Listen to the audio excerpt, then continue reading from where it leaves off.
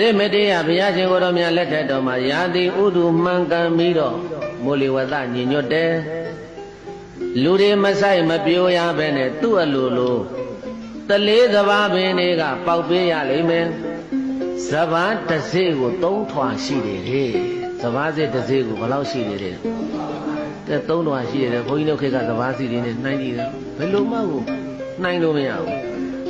စဘာတစ်စိကို3ထွာရှိတယ်စဘာတစ်ပင်ကတီးတဲ့စဘာကိုစဘာတစ်ပင်ကနော်စဘာတစ်ပင်ကတီးတဲ့စဘာကိုလဲအစီပေါင်း9282စီးနဲ့တိုက်ယူရတယ်10ဧကဆိုရင်တော့တွက်တာကြည့်ပြီးတော့ပြေးတယ်ပေါ်လိုက်တဲ့ဆံရည်စဘာဒါကြောင့်ဆံရည်စဘာပေါ်များပါစေတိုင်းပြည်သားကြောင့်မင်းကောင်းတည်စေတို့ဒီကနေ့ခေတ်ကတော့ဆံရည်စဘာကလည်းတည်တဲ့အတိုင်းတိုင်းဒီတော့အရိမတေယမြတ်စွာဘုရားရှင်ကိုရောမြတ်ရဲ့လက်ထက်တော်ဘုရားရဲ့တကိုးတော်ဘုန်းတော်ကံတော်ကဒီလောက်ဖဲလားဆိုတော့မကသေးဘူးတဲ့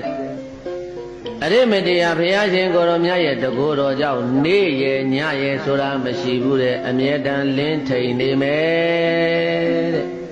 နေ့ညမရှိဘူးတဲ့အမြဲတမ်းကြီးလင်းနေတာတဲ့ကမ္ဘာလောကကြီးဟာအဲ့တော့ဘုန်းကြီးတို့ပြည်သားစဉ်းစားဖို့အရိမတေယဘုရားလက်ထက်မှာမီးမလာတာလည်းမပူအောင်ကြောင်းနိုင်လည်းမလို့နေ့ညမပြောင်းမင်းလည်းလင်းထိန်ဒါမေးကြရှိရှင်မြတ်နေ့နဲ့ညဘယ်လိုလုပ်ခွဲမလဲ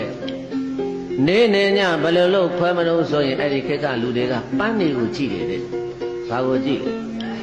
အေးနေ့လေကင်းမှာပွက်နေပန်းညဘက်မှာပွက်နေပန်းသူကြပါတော့ညမွေးပန်းဆိုလို့ရှိရင်ညဘက်မှာမွေးတာညဘက်ပွက်ညမွေးပန်းကြီးအနံ့ထွက်လာတာနဲ့ဩဒါညရောက်ပြီဒီလိုသူတို့ခေတ်ကအဲ့ဒီလိုလေရေးတာ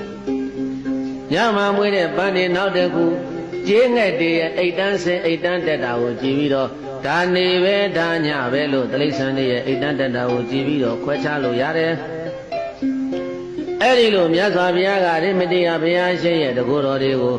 ရှင်သာရိပုတ္တရာမထေရသူများကိုခေါ်တော့ရှင်သာရိပုတ္တရာကအစ္စတိယဝတ္တဘောအံဩဝေယကောင်းလိုက်တာမြတ်စွာဘုရား